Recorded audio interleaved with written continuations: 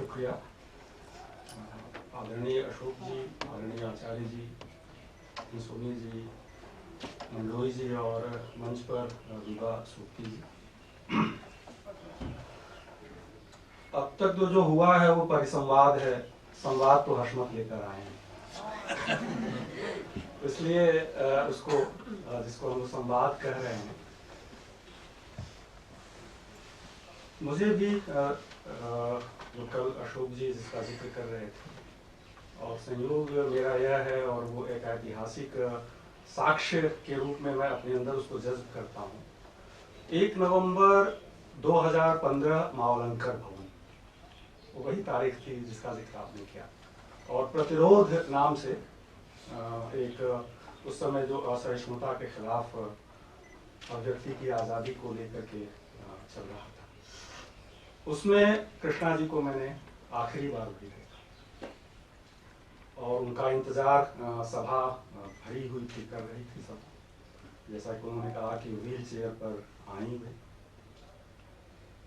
मुझे भी पहली बार पढ़ता रहा और टेक्स्ट में उसको ढूंढता रहा, लेकिन पहली बार किसी लेखक की उपस्थिति और उसकी आवाज ऐसे सुनी जाएगी, उसका एहसास पहली बार हुआ। और शायद मुझे लगता है कि आगे होगा या नहीं। उसमें जिस तरह से वो भाषण दिया उन्होंने, लिखित वक्तव्य था और संभवतः वो पुस्तिका के रूप में प्रकाशित भी है, और उसके बाद जिसका जिक्र किया उन्होंने कि ताली बजाते हुए सारे लोग खड़े हो गए, और वो अद्भुत था और हमारे अपने इसी समय में था, ऐसा नहीं बहुत पहले की बात थी। तो इसका अर्थ यह है कि सुनी जाती है बात, अगर आपको सच को सही तरीके से जीने की नैतिकता भरी हुई है, और लेखक का सबसे पहला काम यही होता है। अगर वह नैतिक नहीं है तो न वो सच को जी सकता है अपने भीतर, रचना में क्या जी। मुझे लगता है ये जो बातचीत है ये किसी साक्षात्कार की तरह नहीं है, चाहे जैसा हम साक्षात्कार सोचते समझते हैं उस तरह से खूब हैं पुस्तकें। रघुवीर साहब और गोपाल दास के साथ ने अज्ञे के साथ जो बातचीत की है वो प्रकाशित भी है, अज्ञे अपने बारे में, वो साक्षात्कार ही है। बात बात में बात नामोर सिंह, वो भी साक्षात्कार ही है। टेरी गल्टन की किताब इधर 10 साल पहले आई थी, द टास्क ऑफ क्रिटिक, वो भी एक बातचीत ही है। इस तरह से और भी बहुत सारे, जैसे अभी रंग साक्षात्कार जयदेव तनेजा की किताब आई है, तो वो रंगमंच और नाटकों के साथ। अशोक जी ने रजा फाउंडेशन की तरफ से वर्षा दास के अनुवाद में जो लघुबेन मेहता की कला और कलाकार, ये सारी किताबें मैं उदाहरण के लिए इसलिए दे रहा हूँ कि सोबती वैद संवाद उससे भिन्न किताब, ये साक्षात्कार नहीं। एक चीज और, इस किताब के प्रकाशन और रिकॉर्डिंग को लेकर के कई सारी तरह तरह की बातें हैं, कब ये प्रकाशित हुई। अभी जैसे चलते चलते मुझे, अभी हम लोग बातचीत कर रहे थे तो फिराक साहब का जिक्र किया पंकज परासर ने, तो फिराक साहब एक गोष्ठी में किसी किताब पर बोल रहे थे, बीच में यदुपति सहाय उठ करके चले गए। बाद में उनसे पूछा गया कि आपने ऐसा क्यों किया, आपके भाई बोल रहे थे और अच्छा बोल रहे थे। उन्होंने कहा कि दरअसल वो किताब प्रकाशित ही नहीं हुई जिस पर वो बोल रहे थे। तो वैसे ही ज्योतिष जोशी जी ने कहा कि मैंने विद्यार्थी जीवन में किताब पढ़ी है, मुझे लगता है तो तक आई ही नहीं। नहीं, विद्यार्थी जीवन में पढ़ने की बात नहीं, तो खैर वो बातचीत की बात कही। हाँ, ऐसे ये तो थी। नहीं, उसके लिए और भी लोगों ने जैसे इसको कहा है कि ये बातचीत उसी किताब में दर्ज है कि कब हुई थी, और बहुत ही सलीके से कृष्ण बलदेव वैद ने उसको दर्ज किया है। मैं पढ़ दे रहा हूँ वो उठन।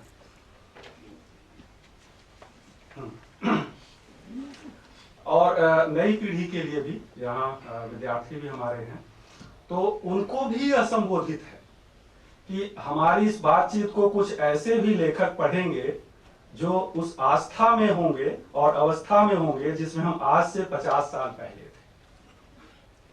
जब हम ऐसी बातों को इस तरह शायद ही सोचते हों। अब हम एक किस्म का लेखा जोखा कर या ले रहे हैं, अपना और अपने परिवेश का और अपनी पीढ़ी का भी। यह इस शताब्दी का आखिरी वर्ष है, ये 1999 की बातचीत है। अब वो प्रकाशित हुई, 7-8 साल उसमें लिखा ही है कृष्णा सोक्ति ने कि ये पड़ा रहा, और फिर उसका लिप्यंतरण हुआ। उसके बाद भी वो हुबहू लिप्यंतरण नहीं है, इसमें कुछ ऐसे संदर्भ आपको उसकी अनुगूंजे होंगे जो मैं आखिर में आऊंगा, जिसपे आज जिसको हम देख समझ रहे हैं, खास करके भारतीयता के संदर्भ में और संस्कृति और उसके संकुचीकरण के संदर्भ में, धर्म के संदर्भ में, तो वो स्वाभाविक है कि बाद में उसको और परिमार्जित किया गया, जो छपने से पहले 2007 में इसका पहला संस्करण प्रकाशित है। यह इस शताब्दी का आखिरी वर्ष है और मुझे यह बहुत अच्छा लग रहा है कि हम दो बहुत पुराने सहयोगी, बहुत पुराने समकालीन, बहुत पुराने दोस्त ऐसा कर पा रहे हैं। और लेखा जोखा कहा है तो एक तरह से यह इन दोनों ही अभियोगों के का सिंहावलोकन भी है। तो इस लिहाज से जब हम जिस 20वीं शताब्दी की बात कहते हैं, और ये 20वीं शताब्दी के आखिरी छोर के आखिरी पायदान पर हुई बातचीत है, और 20वीं शताब्दी की कमाल की शताब्दी, कमाल के इस अर्थ में कि बहुत सारे सपने देखे गए, उन सपनों को पूरा करने के संघर्ष हुए, वे सपने पूरे भी हुए, और उसी शताब्दी में वे ध्वस्त भी हो गए। तो अब आप सोचिए कि इतना एक वक्फा जिसकी बात हम लोग कर रहे हैं, ये दोनों लेखक, दोनों अदीब मिल करके उस पर बातचीत, उस पर बैठक कर रहे हैं। खूब बातें हुई हैं, और वो सारी ही बातें जो 2 दिन हुई हैं इस किताब में लिखी हैं। जैसे मैं कहूँ कि लेखक क्या होता है, लेखन क्या होता है, रचना प्रक्रिया क्या होती है, लेखक और पाठक और रचना के बीच का रिश्ता क्या होता है, लेखक और प्रकाशक के बीच का रिश्ता क्या होता है, हिंदी की जो अपनी दुनिया है, और उसको पद देती हैं कृष्णा जी, हिंदी की जो मानसिकता है, उस पर भी बातें हैं। तो इस तरह से कुछ मैंने बहुत विस्तार में नजर कुछ बिंदु तय किए हैं, जैसे कि विभाजन, जैसे कि लेखक, लेखन, रचना प्रक्रिया, और उसमें सबसे एक महत्वपूर्ण बहस है लोकप्रियता बनाम श्रेष्ठता की, जो आधारित है संप्रेषणीयता, सादगी और पेचीदगी पर, और जिसमें असहमतियां हैं दोनों में। तो मैं इसको एक असहमत सहमत की भी किताब मानता हूं। वो बीच बीच में जैसे जो शैली है, जिसको कल अशोक जी कह रहे थे कि वो सामान्य शब्द भी कहती हैं, तो ऐसा नहीं है कि उसका अर्थ सामान्य है, और कोई भी शब्द सामान्य नहीं होता है। विटगेन्स्टाइन ने ही कहा है ना कि हम उसका उपयोग कैसा करते हैं, उस पर वो शब्द उसका अर्थ लेता है। तो इस अर्थ में वह लिया है मैंने। साहित्य और राजनीति की भी बातें हैं उसमें, और प्रसंगतः कलावाद बनाम प्रगतिशीलता की भी बहसें उसमें आई। उसी तरह से ईश्वर, ईश्वर के अस्तित्व, मृत्युबोध, धर्म, इन पर भी बातें हैं, और भारतीयता, संस्कृति, और उसके बहाने भारत व्याकुल संस्कृति की भी बातें हैं। तो कुछ मैं कोशिश कर रहा हूं कि उसी इन्हीं बिंदुओं के सहारे अपनी बात आप सबके सामने रख सकूं। कृष्णा सोक्ति और कृष्ण बलदेव बैर दोनों, जैसा कि जिक्र हुआ कि जो गुजरात शहर है पाकिस्तान में, उसके 2 अलग अलग कस्बों गांवों में पैदा हुए थे, और जब यह 2 देश आज़ाद बने, भारत और पाकिस्तान, तो दोनों की उम्र एक की 20, एक की 22 साल रही होगी, 20-22 साल। अब दोनों हमारे बीच में नहीं है, ऐसी भी नहीं है और कृष्णा सोक्ति भी नहीं है। सबसे पहले जिस विभाजन की खूब चर्चा हुई उनके तरह तरह के उपन्यासों और कहानियों के साथ लेकर के, बलदेव साहब की 2 किताबें, उसका बचपन और गुजरा हुआ जमाना, ये दोनों ही उपन्यास उसको बहुत ही अच्छे से व्यक्त करते हैं। उसमें बात आई भी इसके पहले सत्र में जिंदगी नामा को लेकर के कि विभाजन के लिए दोषी कौन है, और यह कथा साहित्य से लेकर के राजनीतिक हलकों में आज भी जिस तरह से सपाट ढंग से कि अमुक व्यक्ति दोषी है, जैसे कि यह कि जवाहरलाल नेहरू, पंडित जवाहरलाल नेहरू दोषी हैं, या इस चीज के लिए, आज भी जिसको हम कह रहे हैं कि कश्मीर समस्या के लिए वही दोषी है, इतना आसान नहीं होता है। उसको जिस ढंग से लेते हैं दोनों बातचीत के दरमियान, मैं एक एक उदाहरण बस पढ़ता हूं। कृष्ण बलदेव वैद, होटल को, विभाजन के बारे में लिखना आसान काम नहीं। कुछ आलोचकों ने यह कहा है कि विभाजन संबंधी हमारे साहित्य की खामी यह है कि वह किसी भी वर्ग को दोषी नहीं मानता है। मैं समझता हूं कि सच्चाई यही थी कि दोनों वर्ग दोषी थे और दोषी दोनों वर्ग थे, और विभाजन के इर्द गिर्द रचा साहित्य इसी कटु सत्य को रूपायित करता है। इसलिए सच्चाई यह भी है कि स्वतंत्रता, विभाजन और नया देश, ये बनना, ये तीनों मुद्दे इतने गहरे तक, ये कृष्णा सोक्ति है, ये तीनों मुद्दे इतने गहरे तक एक दूसरे से उलझे हुए हैं कि इनमें से किसी एक के आधार पर न विभाजन साहित्य की पड़ताल हो सकती है और न ही पाकिस्तान बनने की भूमिका के लिए जिस तिस को एक बार ही जिम्मेदार ठहराया जा सकता है। और इसके आगे जो कृष्णा जी की भाषा है और जो दर्द है, विभाजन एक ऐसे ऐतिहासिक विघटन की मानवीय स्मृति है जिसे भूलना नामुमकिन है और याद रखना खतरनाक। साहित्य का सृजनात्मक स्थापत्य, जिसकी खूब बातें हुई कि ये आचार्य जी भी कह रहे थे कि वो दरअसल लेखक कहाँ होता है, उसकी स्वायत्तता कहाँ होती है। तो वो जो कृष्णा जी कह रहे हैं कि साहित्य का सृजनात्मक स्थापत्य मानवीय मन का सबसे विलक्षण आख्यान है, जिसे जीता कोई और है, लिखता कोई और है और प्रकाशन के बाद लिखता कोई और है। तो ये जीना जो भोगता है और फिर जो लेखक है रचना में आता है, और जब रचना उसके हाथ से निकल जाती है तो ये रिश्ता है पाठ लेखक रचना का भी, और उस सृजनात्मक स्थापत्य का जिस स्वायत्तता को जीवन भर अपनी खुददारी के साथ कृष्णा सोक्ति जीती रही। अब यहीं से जो यह त्रयी बनाया उन्होंने कि जो जी रहा है, भोग रहा है, और इस पर ऐसा नहीं है, सैद्धांतिकी में खूब बातें हुई हैं। टी.एस. इलियट ने उसको लिखा ही है। अब जब अनुवाद किया रूढ़ि और मौलिकता के नाम से, तो वह और भी भावानुवाद एक तरह से, तो वो और भी स्पष्ट हुई। तो इसको दरअसल कोई भी रचनाकार जानता है कि वह, जिसे हम लोग कहते हैं कि एकदम से जो आप फर्स्ट हैंड प्राप्त करते हैं, वही रचना नहीं होती। उस पर बहुत विस्तार से मैं नहीं जाऊंगा विमर्शों के उस परिप्रेक्ष्य में या और भी, क्योंकि वह फिर एक अलग विषय होगा, तो विषय अंतर नहीं होना चाहता हूँ। यही वह बिंदु है जहाँ से लेखक, रचना, पाठक के रिश्ते को समझने, देखने और खोलने की कोशिश इस किताब में हुई है। यह हिस्सा इस संवाद का सबसे खास और अहम हिस्सा है। हम जानते हैं कि दोनों ही लेखक हिंदी कथा साहित्य में अपने भाषिक मिजाज, शिल्प और प्रयोग के नएपन के चलते खासे विवादास्पद भी है, जिसका कुछ जिक्र हुआ है। और कृष्णा जी केवल रचना में ही नहीं, हम उसको उनकी मुद्रा भी कह सकते हैं, जो शायद शुरू में एक स्त्री होने के साथ, जो भारतीय सामाजिक संरचना में एक स्त्री होने के साथ जो स्त्री के लिए जरूरी है, वो एक मुद्रा हो सकती थी, लेकिन बाद में उसको उन्होंने अपना एक, जिसको कह रहे हैं, सिग्नेचर बना लिया। अपने समय के बहुत सारे ऐसे फिक्रों को, जो एक स्त्री होने के नाते और स्त्री लेखक होना उन्होंने स्वीकार नहीं किया कभी भी, जैसा कि जिक्र भी हुआ। दो तीन जिक्र उदाहरण मैं दूंगा। दिल्ली की ही किसी बैठक में नरेश मेहता, बाद में श्री नरेश मेहता, उन्होंने ऐसे ही किसी प्रसंग में यह कहा कि वह न मेरे दोस्त हैं, न मेरे हमदम हैं, अपरिभाषित बांधवी हैं।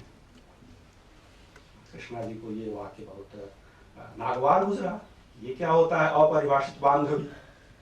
और उन्होंने पत्र लिखा और इस पर सख्त एतराज जाहिर किया। इसकी क्षमा याचना नरेश मेहता ने लिख करके भेजा कि नहीं, मेरा अर्थ ही अनित अक्सर होता है। इसी तरह से शिवमंगल सिंह सुमन, उन्होंने जब विकट महिला का के पद से सुशोभित किया, तो उस पे चलते हुए उन्होंने कहा कि मध्य प्रदेश के कुछ साहित्यकार किसी का भी चालान काटने के लिए उद्धत हैं। अब एक और प्रसंग जो जहाँ की ये किताब है, और वो इसलिए आप सबने सुना होगा, बहुत ही विवादास्पद और चर्चित भी रहा। जब कृष्णा जी शिमला में थी उच्च अध्ययन संस्थान में, तो उस समय के चेयरमैन गोविंद चंद पांडे थे, और जिक्र किया है इसमें भी। तो जैसा कि होता है, वो रचनाकार थी और एक अपनी कसक थी। इसको बुलाया गया एक सभागार में, सभी अपना परिचय दे रहे थे, तो उनसे भी पूछा गया, तो उन्होंने जो उत्तर दिया, I have an ordinary name but sir my signature is very expensive. और यह कहते हुए फिर वो बैठ गए। तो उसका जिक्र किया है कि ऐसे ऐसे, मतलब इस तरह से उन्होंने कहा गोविंद पांडे ने कि दरअसल रचनाकारों के लिए यह जगह नहीं है, उनको तो कहीं एकांत किसी कमरे में बैठ करके अपनी रचनाशीलता में रत होना चाहिए। तो खैर वो उस विवाद में मैं नहीं जा रहा हूँ। ये इसलिए मैंने उदाहरण दिए कि असल में वह इस तरह की किसी भी छूट लेने वाली या फिक्रेबाजी को या इस तरह के चलताऊ जुमलेबाजी को बर्दाश्त नहीं करती थी, और उसका जवाब पूरे सलीके से, ढंग से देती थी, और उसको एक तरह से ले आती थी कि हाँ आपने गलत कहा है या किया है, जो कि नहीं होना चाहिए। जो समानता का जिसको हम समानता की बात करते हैं, असल में वह किसी लेखन के किसी मुहावरे में नहीं, वो निजी व्यवहार और जीवन में भी ऐसा सोचती और चाहती थी। तो खैर अपनी उस लेखक की अपनी संपूर्ण सामर्थ्य से, अपने रचनात्मक साहस और आत्मविश्वास से उन्होंने रचना में भी अपने पात्रों के जरिए इसको जिया। इस संवाद रचना में जो यह किताब है, रचना प्रक्रिया को लेकर के कई सारी अच्छी बातें हैं, और नए लेखकों को जरूर ही यह किताब पढ़नी लिखनी चाहिए। इस अर्थ में असल में वो कहती हैं कि लेखक होना एक तालीम है,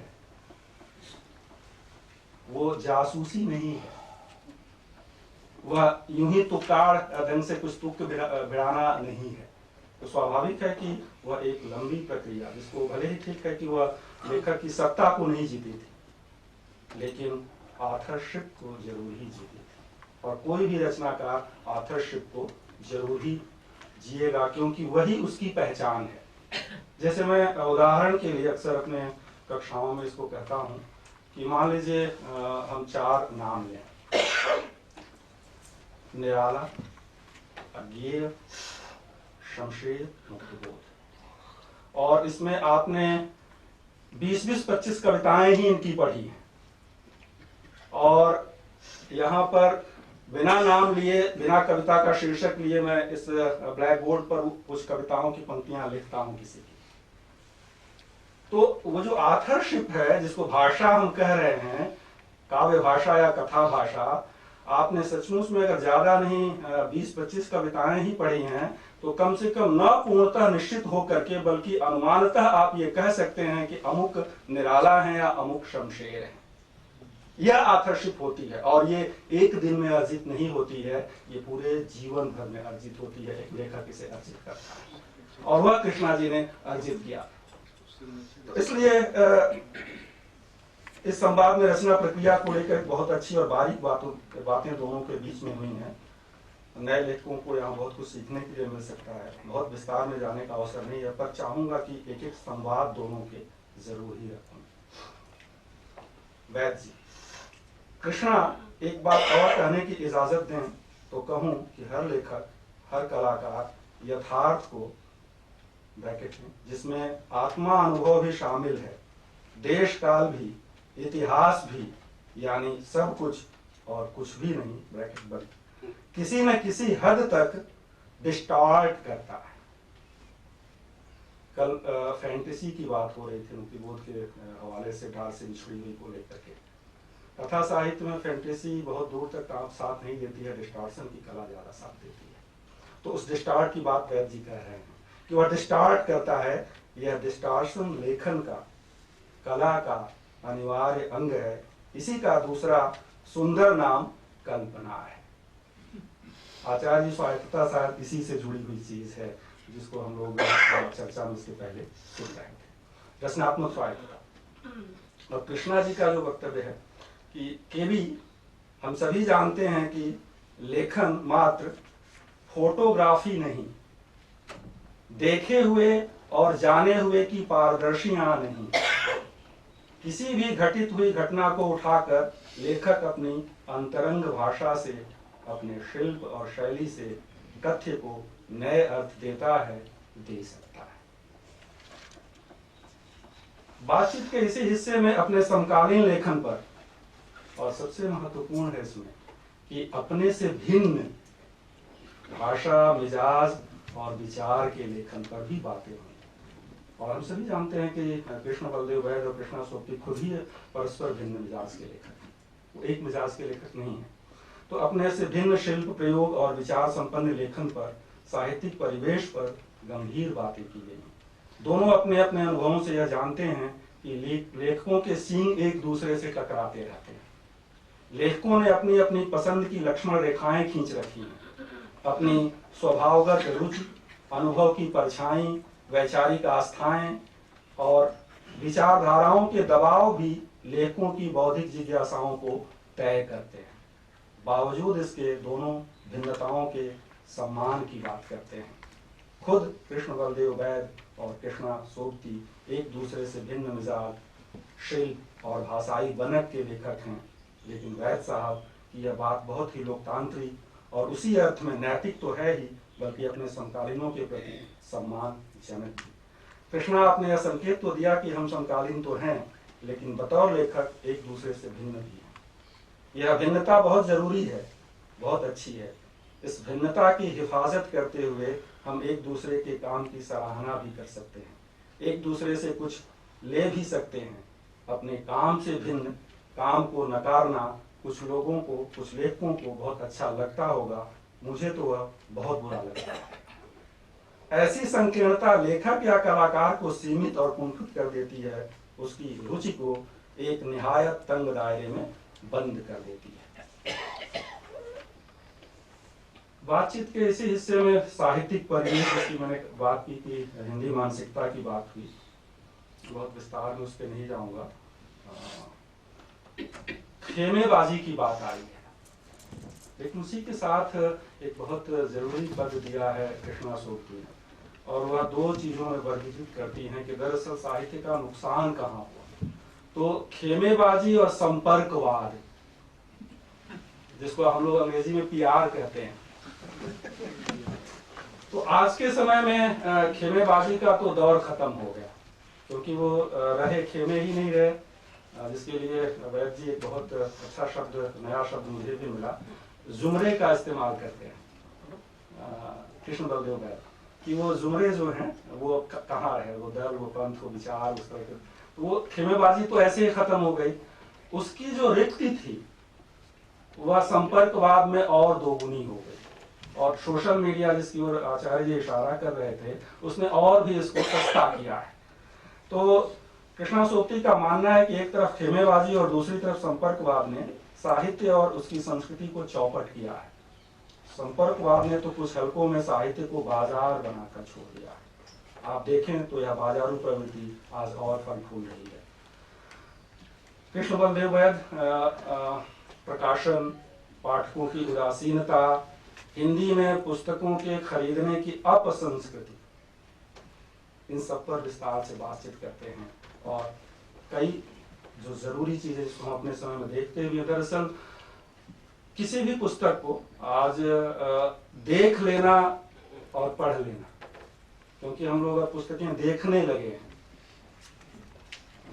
देखने से क्या उसमें हासिल होगा, अच्छी या खराब जो भी होगी, मैं यह नहीं कह रहा हूँ कि आप खराब या अच्छी की बात करें, देख लेना एक हो सकता है कि हाँ उसको आपने छू करके या नजर से, लेकिन जब तक आप उसमें से कुछ दो ही टुकड़ा पढ़ेंगे नहीं, तब तक आप कैसे तय करेंगे कि यह खराब है या अच्छा। और अगर खराब आपको तय करना नहीं आता है तो अच्छा भी आप तय नहीं कर पाएंगे। तुलसीदास ने ही लिखा है कि संग्रह त्याग न बिनु पहचान है। अगर आपको त्यागने की की पहचान नहीं है, क्या छोड़ना है, और तो आप संग्रह भी करते जाइए, उसका कोई अर्थ नहीं है। अब जो बस दो आखिरी लेकर के 5 मिनट लूंगा।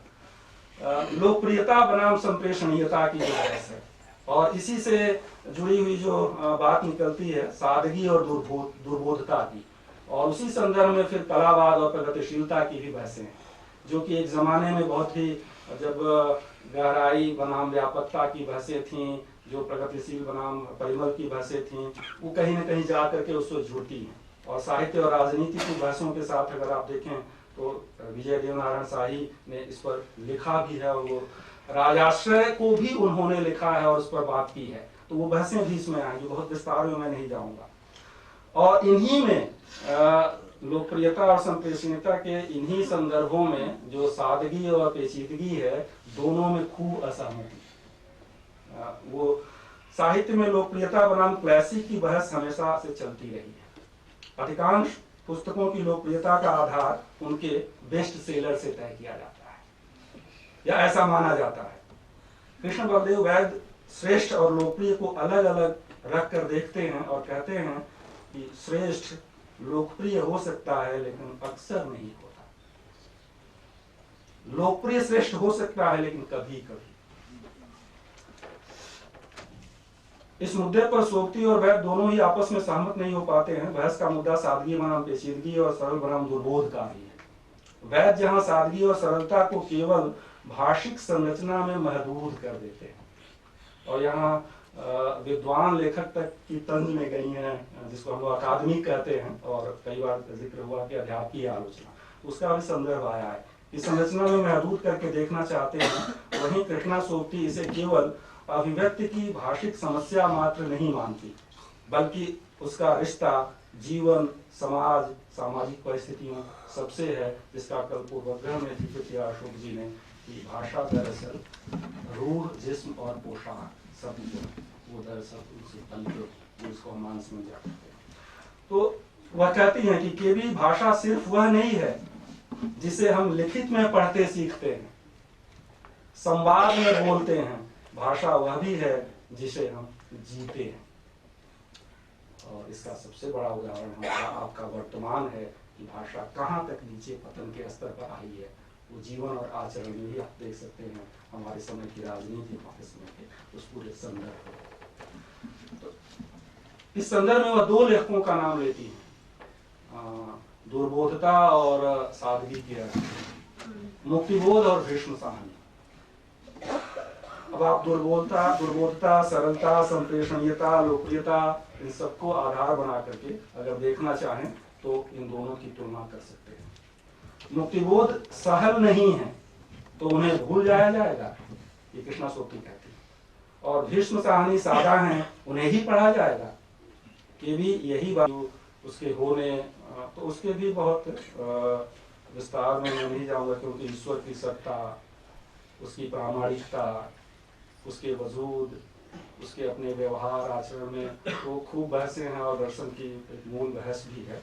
तो वहाँ भी कुछ कुछ उसके लक्षण हैं, कृष्णा जी मानती हैं कि यहाँ कोई ऐसी शक्ति है, वरना कृष्ण बलदेव वैद्य खुद अपने को नास्तिक, वो इस तरह का कोई संदर्भ नहीं देते, कहते भी हैं कि मैं तो नास्तिक हूँ। तो वो बहसें मैं छोड़ रहा हूँ।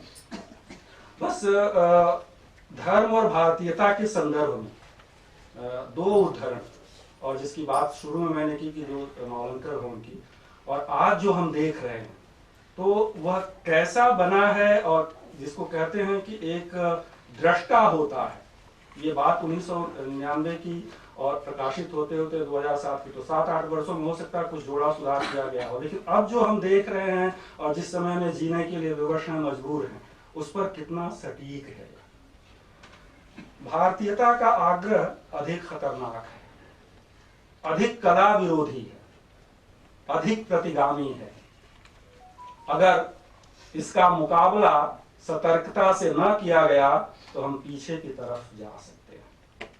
संस्कृति एक कुत्सित, सीमित और विकृत रूप को ही आदर्श रूप के तौर पर हमारे सामने रखा जा रहा है। भारत व्याकुलता से आक्रांत लोग भारतीयता की संकीर्ण सांस्कृतिक परिभाषाएं गढ़ रहे हैं और उन्हें सब पर थोपने की को कोशिश कर रहे हैं। कृष्ण बंदे कृष्णा सूक्त। धर्म का कर्मकांड अगर मूल्यों को विसराकर मात्र आस्था और श्रद्धा के सहारे दुनिया की सब नेमतों को हड़प कर लेना चाहता है तो वह धर्म नहीं, पाखंड है।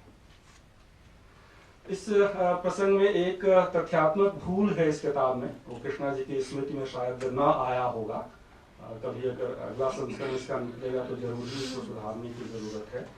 ओम जय जगदीश हरे आरती का जिक्र हुआ है, तो कृष्णा जी की स्मृति में जो रहा होगा, उन्होंने नारायण प्रसाद बेताब को इसका रचयिता माना है, जबकि वो श्रद्धाराम फिल्लौरी हैं।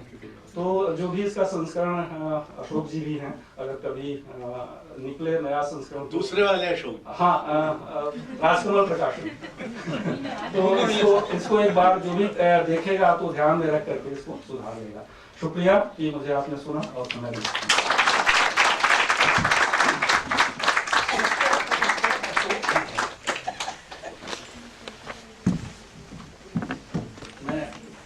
इस बात के लिए खेद व्यक्त करता हूँ कि मैंने बीबा जी का परिचय नहीं दिया था। आप सोती जी की भांजी हैं, आप दिल्ली स्थित मॉडर्न स्कूल में अध्यापिका हैं, और जो मुझे जानकारी मिल पाई, पता नहीं कहाँ तक सत्य है, कि आप कला और भारतीय इतिहास तथा विरासत पर लिखती हैं। आपकी एक महत्वपूर्ण किताब है रिमेम्बरिंग दिल्ली, सैरे विरासत भी आपकी एक चर्चित पुस्तक है। तो आप अपनी बात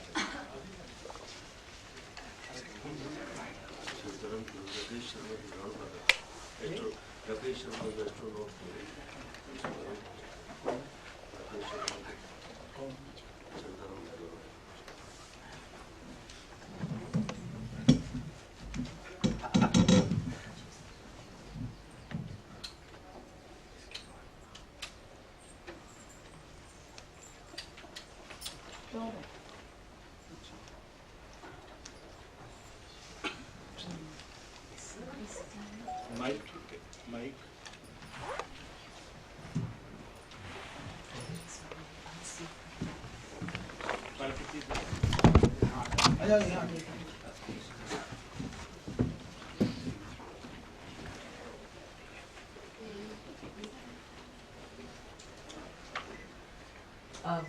Namaskar, a very good evening to all of you, and thank you Ashok ji for this wonderful 2-day immersion, Krishnaesque flavors for the day, and in fact I mean a very warm welcome to all of you, and my my co-panelists also have kind of mingled with the crowd, but आप लोग बहुत अच्छा बोले। और अब देखिए, अभी तक तो बहुत academic discussions हुई हैं, and every book has been kind of demystified, interpreted, analyzed, critiqued, और हम as I've been introduced, I'm Viva Soki, मेरा नाम भी जीजी नहीं दिया था, हम उन्हें जीजी बुलाते थे। In fact, the entire family called her Gigi, including my father, and so I will keep making references to Gigi time and again. And this is a very proud occasion because not only Ashok ji is here, but Ashok Maheshwari is also there. And what happens is with two double Ashoks, I think that one who's organized the wonderful 2-day immersive course, and the other who has been the publisher and printed books and made it available and possible. So my compliments to all of you. हमने सोचा कि हम हिंदुस्तानी में और multiple registers में बात करेंगे। I hope that is fine with everyone. हमने सोचा कि बहुत कुछ जीजे के बारे में बोला गया है और दोहराया गया है, so perhaps I would make use of photographs and some interesting archival material to perhaps talk about her. और बहुत सी चीज़ें जो उनके बारे में बोली गई, I heard my co-panelists, और उन्होंने they talked about her love for music, ecology and paid Bhutas and several other travels which she undertook. तो बहुत सी चीज़ें झलकेगी in the course of my in the course of my presentation. मैं prepared text लाई थी, but I think that perhaps जुगलबंदी of both of the photographs as well as the text should kind of suffice.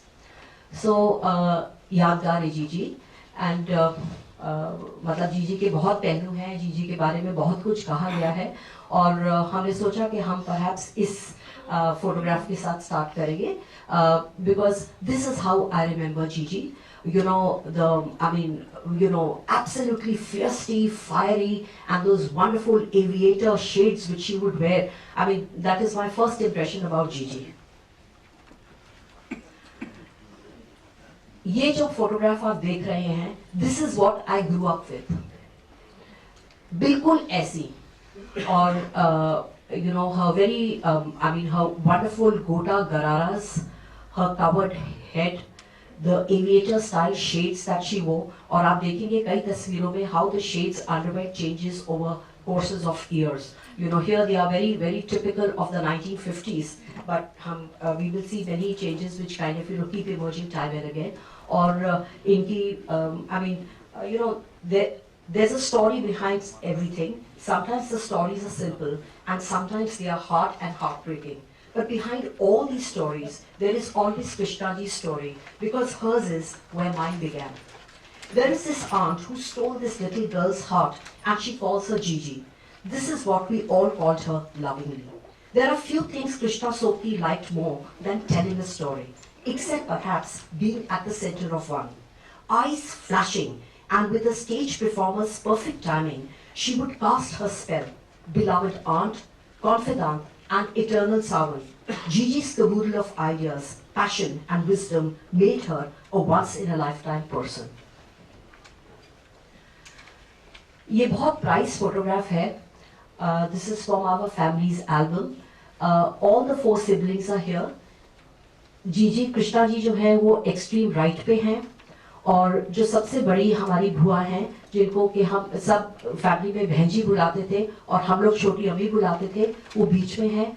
उनकी गोद में हमारी सबसे छोटी बुआ, जिनको हम सुशी बुआ बुलाते थे, वो हैं, और एक्सट्रीम लेफ्ट में मेरे फादर हैं जगदीश सोपती. और it's a very period photograph. जिस तरीके से ये बैठे हैं, जो इनका स्टांस है, बड़ी एक टिपिकल स्टूडियो फोटोग्राफ. कुर्सियाँ तीनों अलग, और बहुत एक स्टाइलाइज्ड बैनर के अंदर सर ढके हुए of that time. This photograph would be sometime in about the late 1930s, early 40s. That is what the photograph is. We were not able to exactly date the photograph, but my father said that it was probably the very late 30s, what to speak of. But ये बहुत interesting photograph है, for the simple reason that the 2 sisters are a very protective canopy over the 2 other siblings who are there. और हमारी जो सबसे छोटी बुआ थी, जिनका नाम सुषमा अभी था, she was the first to leave. She was actually the kid sister. तो सबसे पहले वो गई, और ये वाला सदमा और ये वाला जो लॉस था, ये बहुत कृष्णा जी को सताया, because somewhere she was always raised as a kid sister, for want of another word. But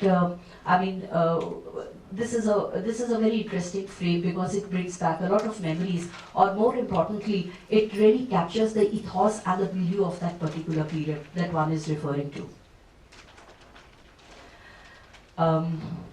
ये चारों भाई बहन हैं.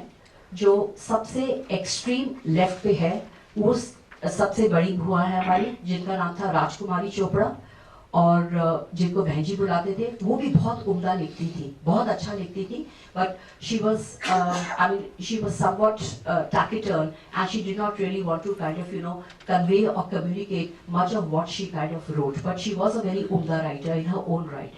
और जो उसके साथ जो वो है सेकेंड रो जो है from the left, that is of course beloved Krishna ji. और ये बहुत इंटरेस्टिंग तस्वीरें हैं, because they actually show the bonding between the siblings. एक बहुत I mean, especially with my father, I mean, जो इनकी जुगलबंदी थी, I could never think of Gigi without Jagdish ji, and Jagdish ji could never think of life without Gigi. In fact, पापा छोटे थे उनसे, पर फिर भी वो उनको जगदीश जी बुलाती थी. ये हमने कई बार उनसे पूछा भी कि वो आपको जी क्यों बुलाती हैं, एंड शायद उस समय का आई मीन यू नो कायदा और करीना था, and that is how you know they were refer to it. So second row जीजी है, और जो खासकर जो मिडिल वाली फोटोग्राफ है वो बहुत इंटरेस्टिंग है, because she is on her desk. वो हमेशा अपने राइटिंग टेबल को मेज बुलाती थी, हमेशा, और कई मेज बदले उन्होंने. और आई रिमेम्बर हम शायद 5 या 6 साल के थे, तो तब उनका मेज जो था, it had a very large plank of glass, और उसके ऊपर हमसे पेपर वेट गिर गया, तो वो ग्लास बहुत क्रैक हो गया, और हमने सोचा कि शायद जीजी जब आएंगी वापस तो बहुत हमें डांट पिटेगी. पर उन्होंने कहा कि जब ग्लास के ऊपर पेपर वेट गिरता है तो फिर नेचुरल प्रोसेस तो यही होता है, तो दैट्स फाइन. तो मुझे ये याद था कि उनका टेम्पर काफी वॉलेटाइल था टाइम एंड अगेन, बट बहुत सी चीजों के अंदर she gives the child the benefit of doubt. And मैं मॉडल स्कूल में पढ़ाती हूँ, and I be there for 36 years, और अब मुझे लगता है कि बहुत सी चीजें हमें डांटती नहीं थी, हमें मना भी नहीं करती थी कोई चीज करने से, पर समझाने की ये कोशिश करती थी कि आप ये करेंगे तो ऐसा होगा. In other words, I think she was, I mean, as they say that the 2 worst influences on a child are the parents and the teachers, in exactly that order. So probably she was, you know, very prophetic in that sense. और third जो है वो from the left, that is of course my father, and जो last है रो जो the right में, वो हमारी सबसे छोटी बुआ है. पर this is one of those very rare pages in the album जहाँ पर all the 4 siblings are together. और ये सारी जो फोटोग्राफ्स हैं ये बहुत ये 1950s की फोटोग्राफ्स हैं, जगह जगह की, पर इनको क्यूरेट करके एक साथ पेज पे लगाया गया. अब ये फोटोग्राफ बहुत ही इंटरेस्टिंग है. This photograph was clicked at the Rangoon studio, and in fact इसमें सर ढका हुआ और एक बिंदी लगाई हुई अगेन, एंड ये थोड़ी सी फोटोग्राफ तो है फाजी हो गई है, बट इसमें जो इन्होंने जो कोट पहना हुआ है वो बड़ा एक क्विंटेसेंशियल सा कोट है, जिसकी बहुत लंबे लंबे यू नो उस पीरियड के कॉलर्स हैं. और इसका फोटोग्राफ का जो बैक साइड है उसका भी है, ये इसके बैक साइड की है, Rangoon studio, and it continues to exist till date at 58 Queensway. Of course that name has changed, you know, but आप देखिए 1954 की फोटोग्राफ है. In other words, मैं chronologically कृष्णा जी के evolution के ऊपर you know देख रही हूँ, और it's interesting कि I mean for someone born in the 1925 and someone who lived through pre-partition, partition and post-partition, how you know the events in the country would have been you know viewed by her, you know. So it's interesting to kind of you know look at that aspect. We'll go back to that photograph. और ये photograph जो है ये इन्होंने बहुत I think I was about perhaps 10 या 12 साल की थी, तो तब इन्होंने मुझे खास ये you know it comes in a kind of a sachet with you know with a folder on the outside and you know a very nice ribbon on the outside. So this is what she gave to me, you know, as a खास तोहफा. Okay. ये कुछ तस्वीरें कृष्णा जी की हैं, और ये different I mean situations of life में हैं. जो बिल्कुल एक्सट्रीम लेफ्ट पे हैं, उसमें उन्होंने सलवार कमीज पहनी हुई है, और इनफैक्ट यू नो जीजी आई मीन ये उन्होंने मुझे खुद नरेट किया था दैट हमारी जो दादी हजूर थी जिनको हम अम्मी जी बुलाते थे, तो उन्होंने कहा कि अब now you should graduate from frocks into salwar kameez. और जीजी ने कहा नहीं, मैं नहीं पहनूंगी, and she in fact went on to wearing ghagras and skirts and then graduated into what were called gararas. But this is one of our rare photographs in a suit. और ये most probably this is you know in what is today not Delhi today, what would be Malkaganj, on the stairs of you know the stairs leading to the terrace on the top. फिर आपकी जो उसके साथ की photographs हैं, the lower 2 photographs, especially the one you know where she's kind of you know standing, ये बहुत interesting photograph है. ये जामिया मिलिया इस्लामिया का कोई फंक्शन था, और उसमें अडल्ट लिटरेसी के ऊपर कोई कॉन्फ्रेंस हुआ था, एंड दिस वाज इन 1953. तो ये 1953 की फोटोग्राफ है। मैं इसलिए आपको कह रही हूँ क्योंकि ये फोटोग्राफ के पीछे तारीख लिखी हुई है।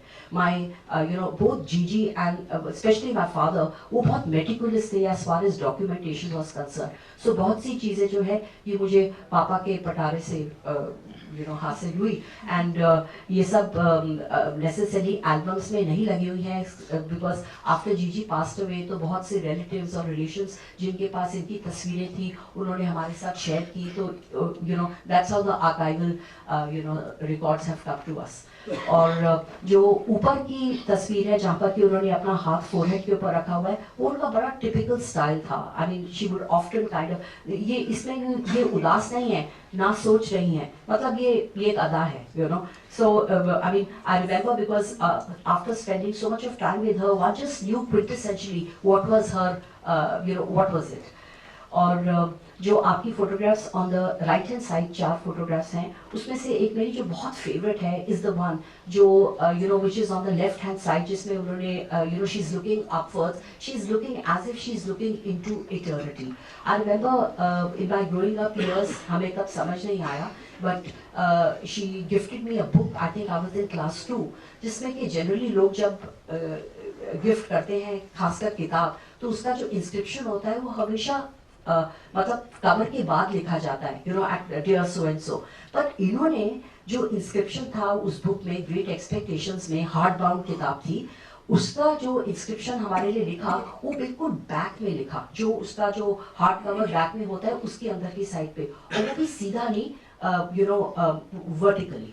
सो और उसने लिखा था, I know what you know.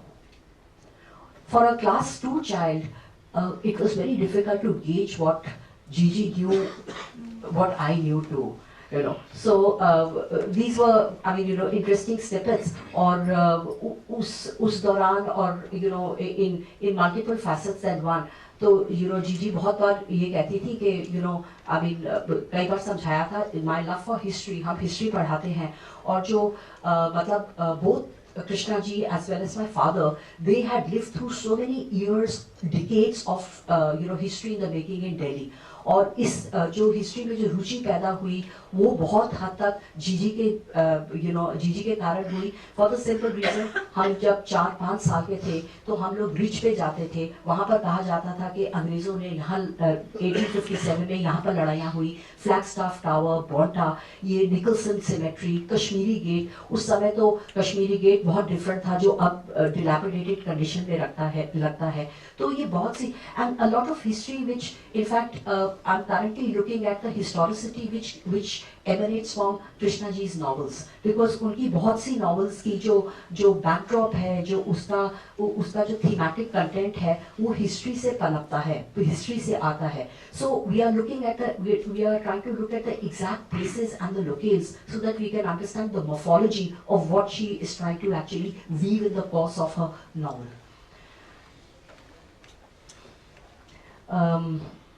ये बहुत खूबसूरत है, ये कुछ पिक्सेलेट हो गई हैं बिकॉज ये बहुत छोटी छोटी टाइनी पिक्चर्स हैं, और इनको स्कैन भी करो तो इनमें वो जो क्लैरिटी और जो क्वालिटी होती है वो नहीं रहती है, बट ये बहुत उम्दा पिक्चर्स हैं बिकॉज ये काली सफ़ेद है, और ये सब एल्बम में हैं। बट ये बहुत इंटरेस्टिंग है, specially the one on the top, वो आपने पिछली फोटोग्राफ में भी देखा।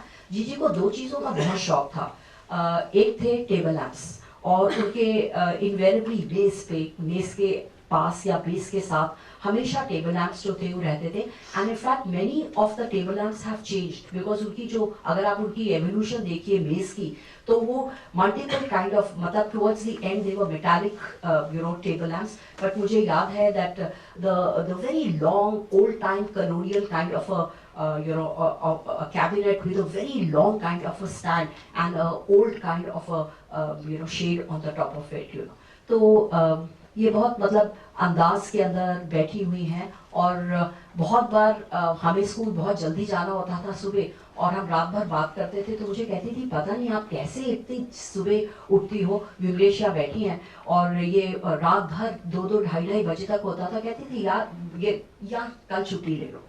I mean, this was the typical style of reference. these all photographs, because ये इंडिया इंटरनेशनल सेंटर एनेक्स में हो रहा है, तो ये सारी जो फोटोग्राफ्स है ये इंडिया इंटरनेशनल सेंटर की ही हैं। जो सबसे ऊपर की फोटोग्राफ है, अगेन वो थोड़ी फजी हो गई है, पर उसमें सीडी देशमुख की स्टैचू जो है वो आप देख सकते हैं, which continues to be there till date। और नीचे की जो तीनों फोटोग्राफ्स हैं, then it is the unmistakable Joseph Allen Stein's building, the lattice work and the wonderful, you know, interplay of nature and shade and sound, which kind of, you know, emanates from these images। बहुत वो उनको India international centre को ये नहीं बुला, IIC नहीं बुलाती थी, सेंटर बुलाती थी। और मुझे कई बार कहती थी आप वहाँ जा रही हैं तो वहाँ ब्रेड ले आइएगा। You know, that was the done kind of thing। जीजी को कन्फेक्शंस का बहुत शौक था, उनको बहुत शौक था खिलाने का, खुद खाती बहुत कम थी towards the latter part of her life, but शायद ही मैंने कभी किसी को देखा हो जो कि एक एक्स्ट्रा मॉर्सल या एक एक्स्ट्रा गिराई ले ले। I mean, throughout my lifetime, I never saw her ever eating even a morsel more। And हमको सिखाया जाता था कि कोक को कैसे सिप किया जाता है, और हम और हमारे ब्रदर बॉबी, जिनका नाम मनु है, उनका भी नाम उन्होंने ही रखा है, तो हमको सिखाया जाता था कि उसको सिप कैसे करते हैं, और नीचे ग्लास में, because we were never permitted to have Coke at home, and तो हम we used to look forward to our Coke treats, और जीजी कभी कभी हमें कोक ट्रीट्स देती थी। तो वी वर टॉट के उसके अंदर थोड़ा सा जो आपका कोक है वो रिमेन होना चाहिए, तो हम दोनों देखते थे कि कितना लेवल ठीक है, and you know how we could indulge, you know how we could kind of, you know, indulge in something more. तो आई डू रिमेंबर, और बहुत सी चीज़ें जैसे बुल्स आई हैं, ओवल्टीन है, एक्सचेंज स्टोर है, बिकॉज हमारी बहुत सी यादें, मतलब you know she was on the cusp of history. She had lived through pre-partition, partition and post-partition, so she was able to encapsulate so much of that in what, you know, in what she was। So I remember, I mean, कुछ होता था तो कहती थी Ovaltine P लीजिए, as if Ovaltine was like, you know, the I mean, you know, like a Horlicks से खास or something of that kind। So ये इंडिया इंटरनेशनल की सेंटर की इनकी तस्वीरें हैं, और यहाँ पर ये इनको बेक्ड अलास्का बहुत पसंद था, और बीच में शायद IIC ने बेक्ड अलास्का शायद बनाना बंद कर दिया था, हमने उनसे पूछा भी, and that is how we were introduced to baked Alaska. In a strange way जीजी ने हमें क्विजिंग के लिए भी जो इंटरेस्ट था वो इग्नाइट किया, बिकॉज वो बहुत कुछ पढ़ती थी, बहुत कुछ शेयर करती थी, और बहुत कुछ चाहती थी कि हम एक्सपीरियंस करें उसको, more than telling she wanted us to experience. I mean, हमें याद है that you know, सबसे पहले हमें फटफटिया में उन दिनों फटफटिया चलते थे, तो फटफटिया में हम सुल्तानगढ़ी गए, और उस समय तो मालूम ही नहीं था कि सुल्तानगढ़ी कहाँ पर है, but Sultangarhi was very close to what is today modern day Vasant Kunj, और वहाँ पर हमें लेके गई, और सर्दी का दिन था, और I remember कि I mean it was okay, हम 10-12 लोग थे, including my brother and my father, और हम लोग गए वहाँ पर, उन्होंने उस जगह के बारे में बताया, रिक्रिएट कराया गरारे में, और हमने देखा अब वो जगह बहुत अलग लगती है। और जब मैं अपने हिस्ट्री ऑनर्स कर रही थी, तो तब हमें प्रोफेसर नारायणी गुप्ता पढ़ाती थी, तो उन्होंने ऐसे ही रेफरेंस एक बार किया सुल्तानगढ़ी का, जिस समय की किसी को नहीं पता था। You know, those were different days, we did not have access to internet, we did not have so much of printed material which talked about Delhi's lesser known monuments and all that. तो उन्होंने उसका जिक्र किया, और हमको immediately पता था कि सुल्तानगढ़ी कहाँ पर है। इसी तरह 3 बुर्जी वाला गुंबद जो भीकाजी कामत प्लेस के साथ में लोकेटेड है, जिसका कि आप जो रोड से देखते हैं वो उसका बैक साइड है, उसका जो फ्रंट स्लॉट है वो अलग दूसरी साइड पे है, और वो जमाना था जीत घर पे आप चढ़ सकते थे, फ्लैगस्टाफ टावर पे आप चढ़ सकते थे। So we were expose to so much of Delhi's history, और पुरानी दिल्ली की आवाज़ें, पुरानी दिल्ली का खान पान मिष्ठान। I mean in the sense के उन्होंने मुझे बताया, जब उनका ऑफिस ओल्ड सेक्रेटेरिएट में था, हम कभी कभी वहाँ जाते थे, और हमारी स्कूल की बस वहाँ से पास करती थी, तो उन्होंने you know she was able to kind of, you know, recreate the time के कब हमारा जो चांदनी चौक पे जो घंटा घर था वो गिरा, और वो कैसे ऑफिस से टैक्सी में रश करके उस जगह पे पहुंची, और उन्होंने देखा कि वहाँ पर बहुत शोर शराबा था, वहाँ पर एक जो उनको, मतलब she was a lady of immense pathos, she could kind of empathise and she was subtle in several ways, but कभी कभी वो बहुत एक्सप्रेसिव भी थी। और उन्होंने बताया कि कैसे वो बहुत जो ब्राइट ओढ़नीस थी, जो लेडीज वहाँ पर बड़ी हो गई थी, उनकी जो ओढ़नियाँ थी, that stood out in that entire debris of that particular period of time. इसी तरह बहुत दिलचस्प बातें बताई कि जब हमारा इंडिपेंडेंस हमें मिला तो ये लोग फिर आपके टेलीग्राफ लेन पे रहते थे, और उन्होंने बताया कि ये और जगदीश जी ब्रदर ये लोग गए किनॉट प्लेस और वहाँ पर देखा कि कहाँ सेलिब्रेशंस कैसी हैं और क्या हो रहा है।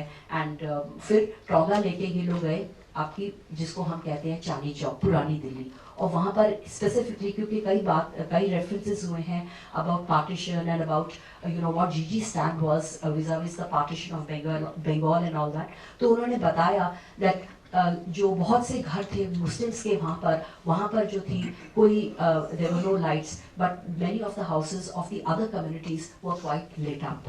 So I mean, बहुत सी चीज़ें जो दिल्ली के बारे में है, उन्होंने दिल्ली के सारे गांव देखे थे, 305 गांव देखे थे। और जब एशिया 72 हुआ, जहाँ पर कि अब प्रगति मैदान है, तो वहाँ पर बताती थी कि सबसे मीठे मटर वहाँ पर उगते थे और टोंगे खड़े रहते थे, और कैसे जो थे लोग जो थे वहाँ से लोड करके मटरों को लेके जाते थे। अब ये बहुत चीज़ें अनबिलीवेबल लगती हैं, पर दिल्ली के ऊपर पैशन और दिल्ली की जो रंगीनियत और दिल्ली के जो बीते हुए दिन, दिल्ली की पुरानी आवाज़ें, बड़ी बड़ी बनियान, गर्मियों की जान, यहाँ पहन लो बनियान, बढ़ाओ अपनी शान, ये सब मैंने उनसे सीखा। बहुत कुछ उनको and she had multiple I mean, she had multiple engagements with so many places that she went to. I mean, जब वो लद्दाख गई तो तब उन्होंने मुझे बताया, मैं अभी कुछ उसके ऊपर पढ़ूंगी भी, उन्होंने बताया that how she felt and how she remembered her beloved Gujarat, which was on the other side, and what were the kind of I mean sentiments and emotions that she was kind of undergoing. तो बहुत सी जो जीजी की life के ऊपर जो visits हैं वो बहुत इंटरेस्टिंगली इस तरह वीव करते हैं। ये जीजी का बागी युद्ध, जिसका कि नाम लेडी वेलिंगटन पार्क था और अब लोधी गार्डन है। तो ये this photographs follows very naturally from the previous photograph where she was at India International Center, sunning herself on the sun-kissed wicker chairs, and here she is at the Lodi Garden at the Bada Gumbad. ये अपने flat के बाहर जो corridor है, interconnecting corridor है, मैं कुछ रंगों के बारे में बात जरूर करना चाहूंगी। As a growing up child, we always found Krishna ji in wearing very dark colors. It would be grey, it would be black, it could be chocolate, it could not be a fourth color. But during her latter years, she was a great fashion designer. She used to design her own attires. She used to design her own outfits. और कुछ photographs हैं जिसमें उन्होंने मुझे भी, period wise dress किया हुआ है. But ये बहुत, she was particularly very fond of this color. Though her favorite color was turquoise, but she liked all the pastel colors जो cousins थे और जो भाई बहन थे of this genre. यहाँ पर बहुत मैंने उनसे पूछा भी कि how did she kind of leave wearing her gararas. I mean, बरकत भाई होते थे जामा मस्जिद में, तो हम जाते थे और वो बहुत बढ़िया सिल्क होता था, thick silk, and she used to choose the gota, and the gota was always chosen from the shop called Glamour. And these were old time people. इनके loyalties और fidelities जो थी वो बिल्कुल typical जो किनॉट प्लेस की दुकानें थी and all that उसके साथ थी. And that is the reason why she would kind of always go to Glamour, pick up things from there, and then kind of get her things designed. ये भोपाल की हैं, एक भारत भवन की सबसे ऊपर है वो जो बैठी हैं, एंड ऑफ कोर्स ये मंजूर भाई हम उनको कहते थे, मंजूर एहतशाम, ग्रेट फ्रेंड्स, बड़ी गोश्तीज होती थी, बहुत मुझे बताती थी कबाबी गोश्तीज विच यूज्ड टू हैपन, और वहाँ पर क्या, और अशोक जी बहुत, I mean there were very many vignettes which ji shared with me about what all used to happen in Bhopal. बहुत फॉन्ड मेमोरीज थी उनकी भोपाल की. और जब मैं भोपाल में गई पहली बार, you know as a historian. तो बहुत एक्साइटेड थी, मुझे बहुत से लोगों के उन्होंने रेफरेंसेस दिए और बहुत कहा कि आप यहाँ देखिएगा, आप यहाँ करिएगा और आप ज़रूर मॉन्यूमेंट्स को ध्यान से देखिएगा और फिर वापस आइएगा और इस्लाम नगर जाना ना भूलिएगा। So before I saw Bhopal, I went to Islam Nagar to check on what Gigi had kind of emphasized upon. And of course वो जो म्यूजियम था वहाँ पर बहुत अच्छा था, बहुत उम्दा था and wonderful photography display. So when I came back फिर बहुत डिस्कशन हुई मेरे ब्रदर के साथ, क्योंकि उनका काम जो है वो पठान्स ऑफ भोपाल के ऊपर हुआ किया है, उन्होंने आर्किटेक्चरल वर्क किया है जिसमें उन्होंने एरियल फोटोग्राफ्स ऑफ भोपाल लिए हैं।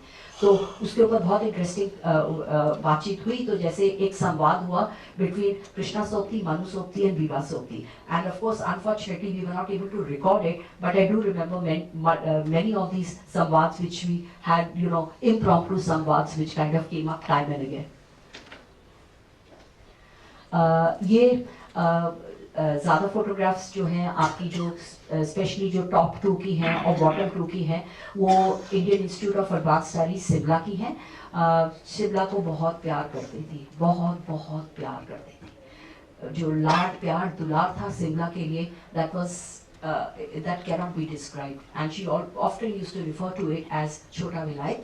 और एक बड़ी इंटरेस्टिंग एक स्टोरी है जो कि आई डोंट थिंक शायद परहैप्स जीजी ने कहीं पर उसके बारे में लिखा भी है, that when she was an infant, so she was carried up by a big huge monkey and taken atop the tree Shimla में। जैसे बाहर चारपाई लगाई और थोड़ा धूप निकली तो हमारी दादी हजूर ने सोचा कि शायद थोड़ा सा थोड़ा सा सनिंग हो जाएगी, तो इनको चारपाई पे रखा और उतनी देर में एक बड़ा बंदर आया और उनको लेके पेड़ के ऊपर चला गया। But my grandmother had such presence of mind that she was able to, उन्होंने पूरी वहाँ पर पूरी खान पान मिष्ठान लगा दिया और कहा आजा बेटा, आजा बाबू, ले जा। And the monkey came down and brought the child back safely and carried away whatever it had to. I mean, so जीजी बहुत बार बताती हैं और कहती थी, अभी मैं उनके बारे में अभी भी present tense में बात कर रही हूँ, which means that sometimes memories don't fade and they kind of just stay on.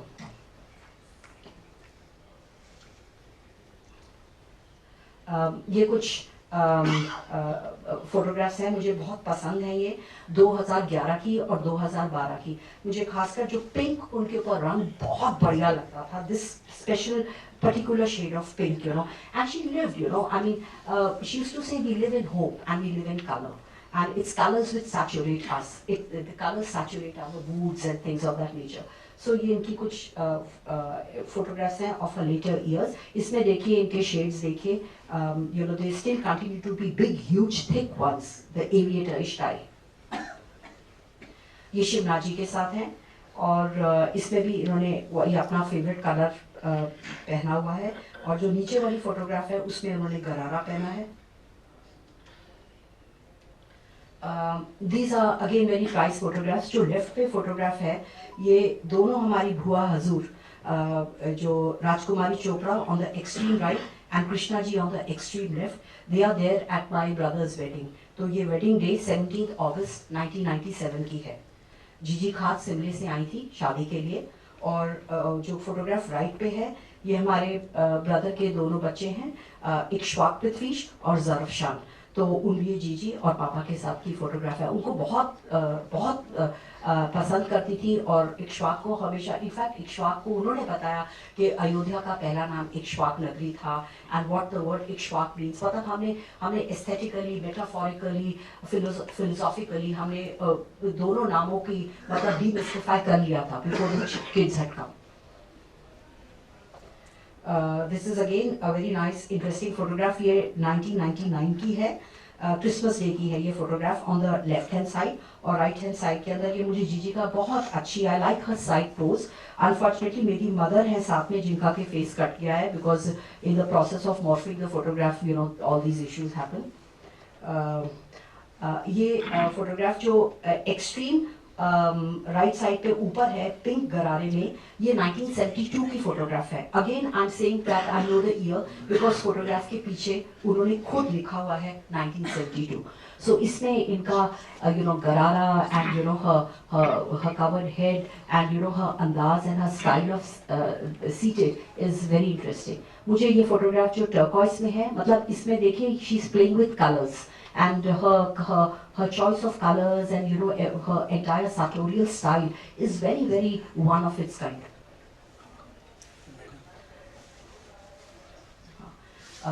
ये on the right hand side जो फोटोग्राफ है ये स्टेट्समैन की है, जब इनको साहित्य अकादमी अवार्ड मिला था, सो उसकी फोटोग्राफ है। और जो लेफ्ट हैंड साइड की ये बहुत हमारी फेवरेट फोटोग्राफ है, this is at Oberoi Maidens, that was one of our favourite hotels. और हम बहुत बार पूल साइड पे जाते थे और Danish pastries and cold coffee with ice cream खाते थे। Those were celebrity moments. Ashok ji जिंदाबाद। On the left hand side ये जीजी के स्टडी की फोटोग्राफ है। और जो राइट पे है this is a nice caboodle of old vintage time photographs। I included some of these black and white ones because they give you a feel of the time, the patina of the times। These are very prized photographs। On the left hand side, right hand side, sorry, is Tenzing Norgay। ये दार्जिलिंग में उनको मिलने गई थी, ये और हमारी छोटी बुआ। और I mean it was a very prized moment for them। देखिए जो इन्होंने पोशाक पहनी हुई है बड़ी टिपिकल उस टाइम की। ये शायद 1955 की फोटो, सॉरी 1961 की फोटोग्राफ है। और जो लेफ्ट वाली फोटोग्राफ है वो भीमताल पे है, भीमताल की फोटोग्राफ है। ये जब हम जाते थे तो हम कुछ फोटोग्राफ जीजी की, ये तीनों मेज की फोटोग्राफ्स हैं typical.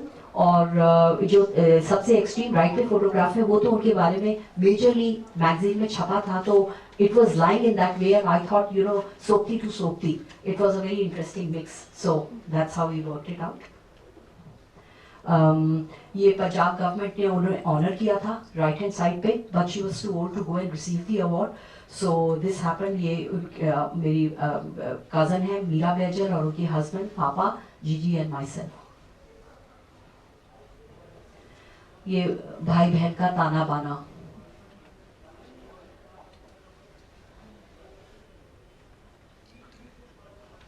Again some photographs of some intimate शामें, बहुत कई शामें बिताई, कहीं दोपहर बिताई। हॉस्पिटल की जो एक्सट्रीम राइट हैंड साइड पे है वो हॉस्पिटल की फोटोग्राफ है।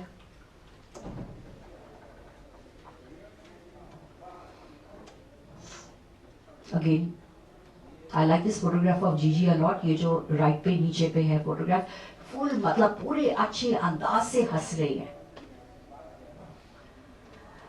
ये फोटोग्राफ लेफ्ट वाली जो है that my brother is with जीजी, कुछ बड़ी एनिमेटेड डिस्कशन में समरकंद से घूम के आए थे और कुछ बता रहे थे बॉबी उनके बारे, उनको फरगना वैली और बाबर के ऊपर बड़ा खुश हुई, और कुछ वो सोप्ती सोहबत के ऊपर कुछ बात हुई, and then we kind of wove and the entire ताना बाना टुगेदर।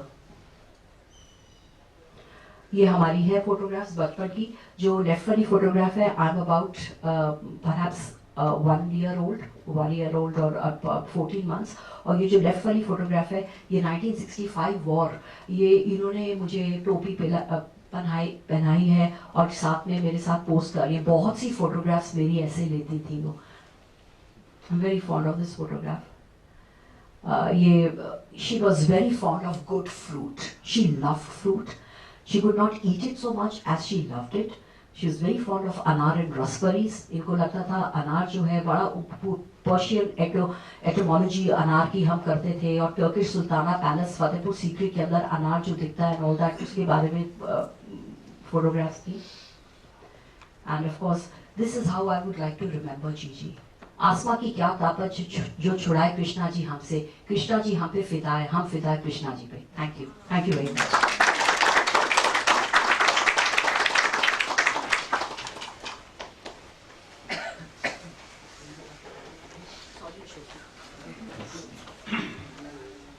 आपको बहुत बहुत धन्यवाद इन महत्वपूर्ण तस्वीरों को दिखाने और इस पर बात करने के लिए। अब हमसे अशोक जी को आमंत्रित करते हैं कि वो समापन वक्तव्य दें और उसके बाद हम लोग बाहर निकलेंगे, चाय पियेंगे।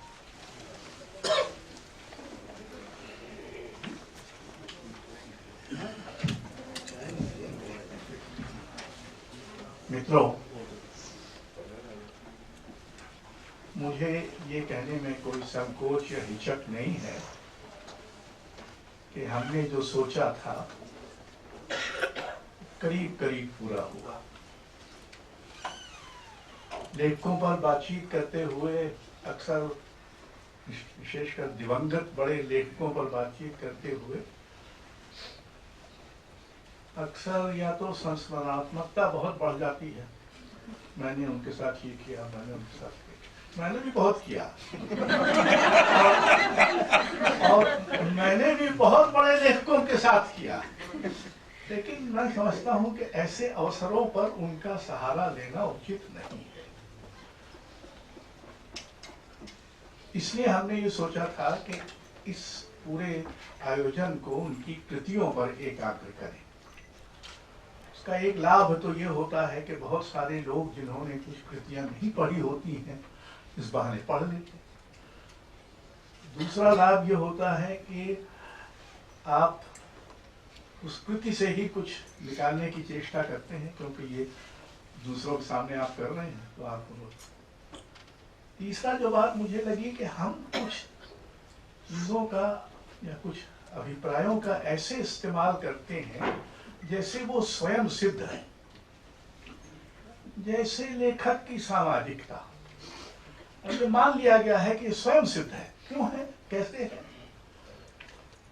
अंतर विरोध, लेखक के अंतर विरोध होते हैं, जैसे कि हमारे और आपके भी होते हैं। लेखक भी मिट्टी के माधव हैं, जैसे आप हैं, उनके भी अंतर विरोध होते हैं। तो उनको, उनके बारे में यूं बात की जाती है जैसे कि वो अंतर विरोध कोई विसंगति पैदा करते। सारा महान साहित्य अंतर विरोधों से भरा हुआ है। नासदीय सूक्त में अंतर विरोध है, ऋग्वेद के।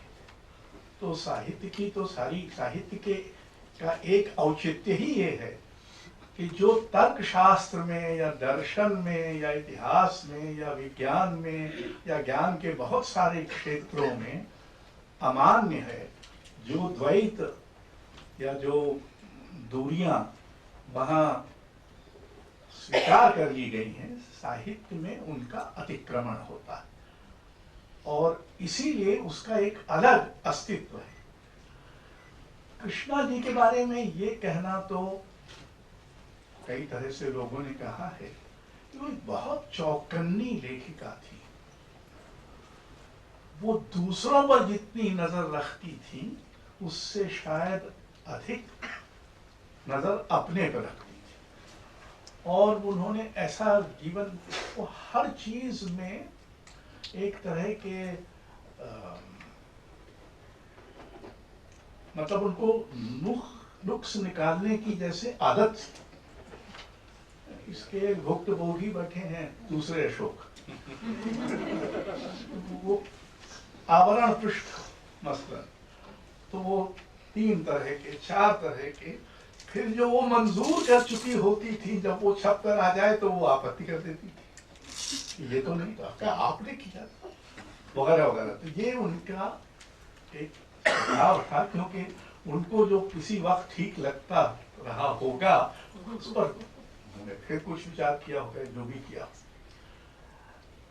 कृष्णा जी के यहाँ अंतर विरोधों की, विसंगतियों की, उनकी भाषा पर मुझे लगता है कि बातचीत जो हुई है वो बहुत अपर्याप्त है।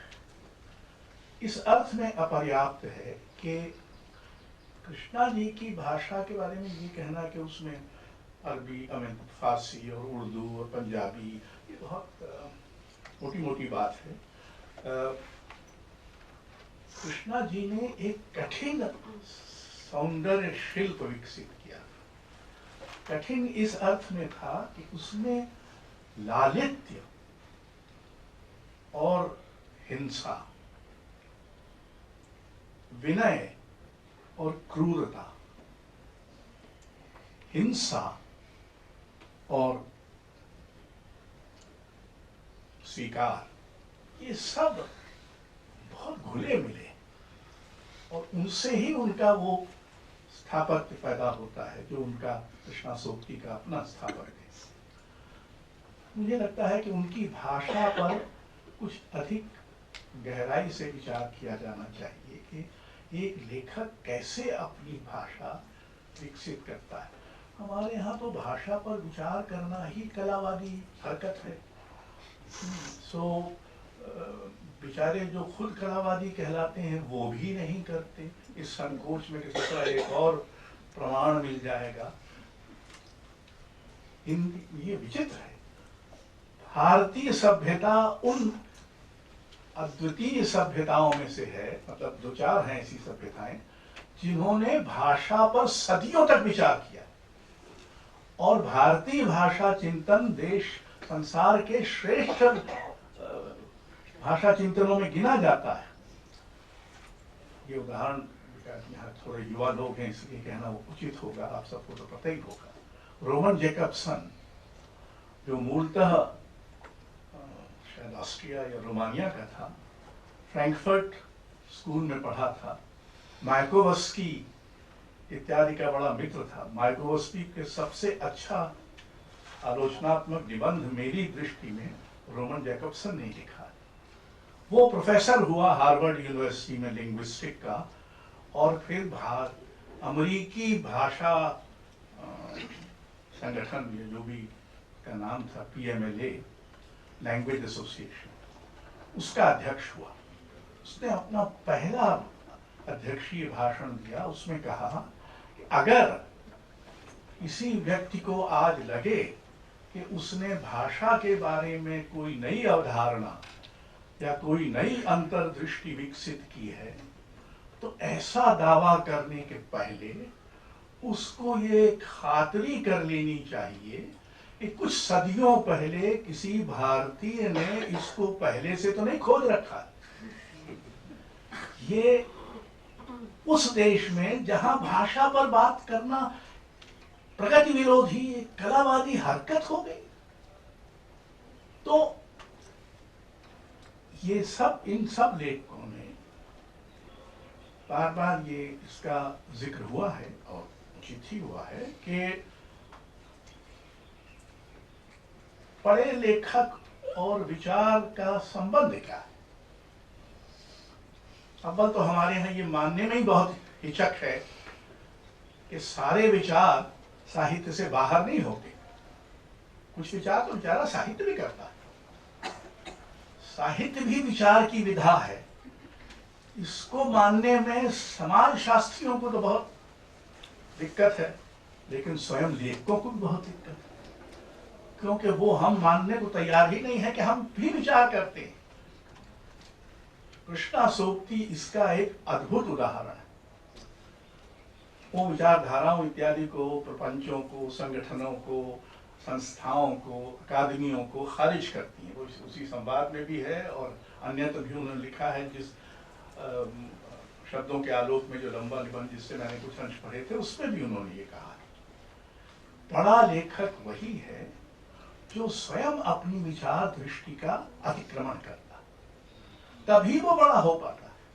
अगर वो विचार का ही की सेवा टहल में लगा रहेगा, चाहे वो कितना ही महान विचार क्यों ना हो, ये नहीं भूलना चाहिए कि महान विचार से जरूरी नहीं है कि महान साहित्य पैदा हो, लेकिन अगर महान विचार है, महान साहित्य है, तो उसके पीछे का विचार महान ही होगा। वो तुच्छ नहीं हो सकता, वो छोटा नहीं हो सकता। तो इन सब को अगर आप ध्यान में रखेंगे तब शायद हम किसी लेखक का कोई लेखक किसी व्याख्या से निश्शेष नहीं होता। और यही बड़े लेखक की पहचान है। बड़ा लेखक हर हालत में बचा रहता है। हम इस बचे हुए को ही सेलिब्रेट कर रहे हैं, क्योंकि हमें मालूम है कि कृष्णाशोक्ति बची हुई है और बची रहेंगी, क्योंकि उनमें ऐसा कुछ है जो उनको इस समय सीमा इत्यादि के पार ले जाएगा। तो आप सब लोग आए, मैंने ये लक्ष्य किया कि कुछ लोग ऐसे भी आए जो लंच खाकर चले गए। मैंने ये भी लक्ष्य किया है कि कुछ लोग आए और लंच के बाद संभवतः उनके अंतःकरण ने उन्हें सुभाया होगा, तो वो रुके रहे लिहाज में।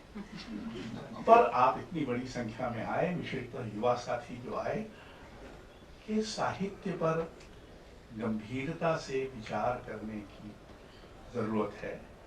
और ये कि वो कौम या वो हिंदी भाषा में अपने लेखकों के प्रति कृतज्ञता का घोर भाव है, ये आप सब जानते हैं, हम सब लेखक जानते हैं। मैं आपको सिर्फ एक उदाहरण देता हूँ, ऐसे उदाहरण बहुत। सुनील गंगोपाध्याय बांग्ला के लेखक थे, अच्छे लेखक थे, उन्हें बड़ा लेखक नहीं कहा जा सकता, लेकिन जब उनकी शव यात्रा निकली कलकत्ते में, तो उसमें 2.5 लाख लोग थे। महाश्वेता देवी की उसके पहले निकली थी, उसमें 3.5 लाख लोग थे हमारे यहाँ। और मैं कम से कम, वही इतनी हो गई है कि मैं दूसरों को मरते ही हुए देखता रहता हूँ। अज्ञे की शव यात्रा में 100 लोग थे जब वो शुरू हुई। जब वो निगमबोध घाट पहुंची तो करीब 400, 500, 600 लोग होंगे, 1000 भीड़ हो गई थी। गिरजा कुमार माथुर की शव यात्रा में 9 लोग थे। आपको याद दिलाएं कि प्रेमचंद की शव यात्रा में 13 लोग थे। और बच्चन सिंह जो मुझे बनारस में उस सड़क पर ले जा रहे थे अपनी गाड़ी में, मैंने उनसे पूछा कि अगर आज प्रेमचंद होते तो शव यात्रा में कितने लोग होते? उन्होंने कहा 33 होते। तो इस समाज को शर्म नहीं आती, और ये हिंदी के पढ़े लिखे समाज को शर्म नहीं आती कि वो अपने लेखकों के साथ क्या सलूक करता है। तो मित्रों, खासकर युवा मित्रों और जो अध्यापक हैं, वो कम से कम इतना तो बड़े लेखकों से सीखो कि ये तुम्हारी तरह तुच्छेपन में फंसे हुए लोग नहीं थे। उन्होंने खुद तुमको तुच्छेपन से ऊपर उठकर कुछ करने का उत्साह और प्रेरणा दी है कि उनके प्रति कुछ आदर भाव होना चाहिए, कुछ कृतज्ञता भाव होना चाहिए। बहरहाल, हम एक और आयोजन कृष्णा जी पर बाद में करेंगे। एक तो जिन्होंने पर्चे लिखे हैं, अगर वो उनको संशोधित, परिवर्धित इत्यादि करना चाहें तो कर लें। जिन्होंने नहीं लिखे हैं वो खुदा के लिए लिख लें, वरना मैं उनकी सार्वजनिक निंदा करने से नहीं उनको शर्मसार करूंगा। मैं आपसे वादा करता हूं, क्योंकि बहुत हो गया ये हम लुका छिपी का खेल नहीं खेल सकते। एक बात।